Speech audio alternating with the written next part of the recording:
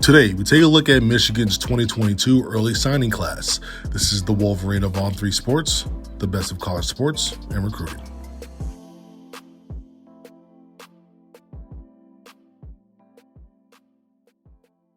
Michigan signed 4 recruits in their early signing period, a solid mix of players.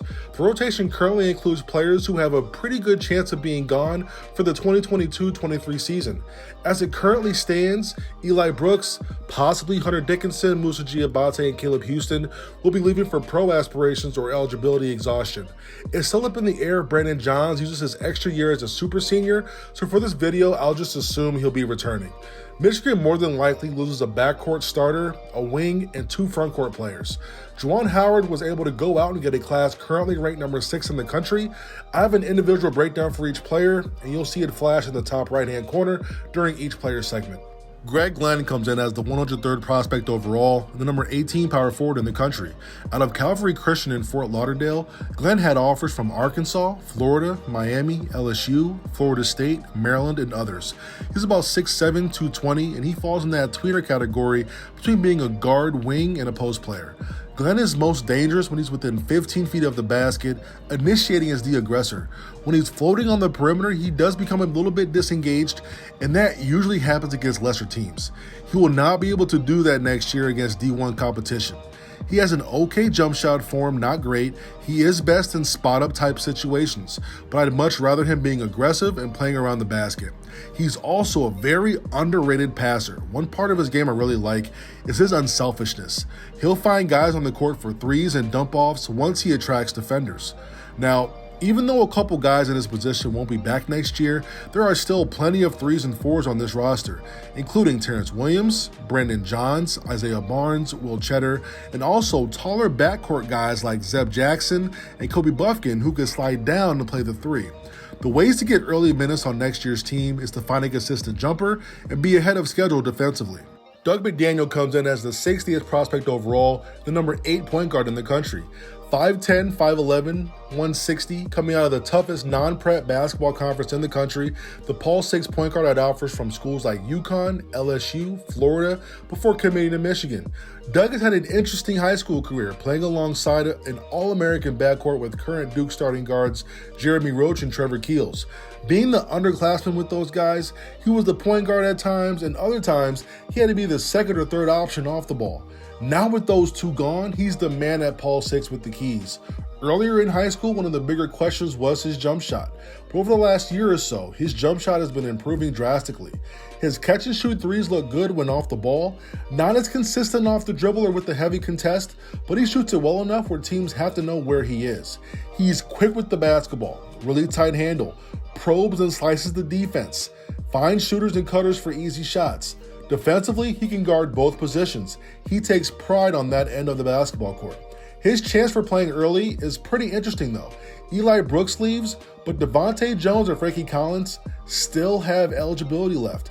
And we've seen Juwan go out and get a transfer point guard in each of his first full 2 years of recruiting. We'll see if the staff goes that route again.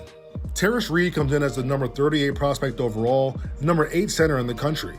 The 6'9", 235-pound recruit went to Chaminade College Prep in Missouri, but felt he needed more national exposure against the best of the best, so he transferred to Lake Academy. His development has been so good. He's gotten better and better each time I watch him play. Now, as a top 50 player, he has some big schools after him like Michigan State, Ohio State, Kansas, Purdue, Indiana, Florida. Now, early on, he was thought to be a Michigan State lean, but then went on a visit to Ohio State, and Ohio State impressed him.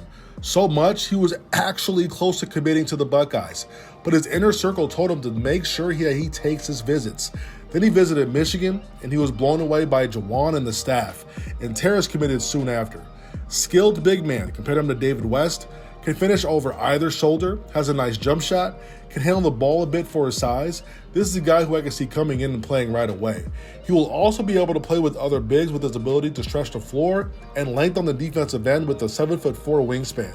With it likely being Hunter Dickinson's and Musa Giabate's final year, he battles Will Cheddar and Brandon Johns for minutes.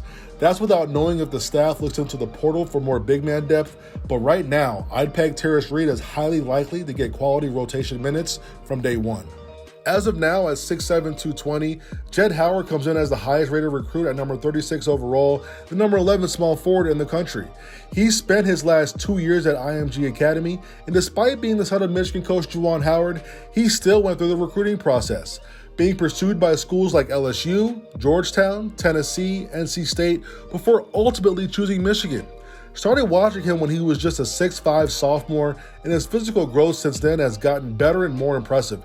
He's a competitor. He wants to win, wants to take and make big shots with the game on the line. Not everyone is built mentally like that. He continues to impress with his shooting ability from deep. With his height and size, he doesn't just settle for jumpers. He's a physical player who wants to finish around the basket too. If you look at the way his brother Jace has filled out after just 1 year at Michigan, I'm excited to see how Jett continues to change his body. His game translates well, and this team is going to be without their best shooter, Eli Brooks. And for a team who needs shooting badly, Jett is a much-needed addition to the roster. I see him in that positionless type of role where he can play the 2, 3, or the 4, and he still has some competition awaiting him. He'll be battling Terrence Williams, Isaiah Barnes, Gregg Glenn, Kobe Buffkin, and Zeb Jackson. I like the pieces in this group. I see a couple guys getting early rotation minutes to fill some voids. It's Michigan, so there's rarely an offseason without worrying about early entries to the NBA. And once again, it seems like Michigan loses quite a bit after this year, but some decisions still have yet to be made. With how things seem to be trending, this is shaping up to be a fairly young roster featuring Terrence Williams and possibly Brandon Johns and Devontae Jones as the only rotation veterans returning for the 2022-23 season.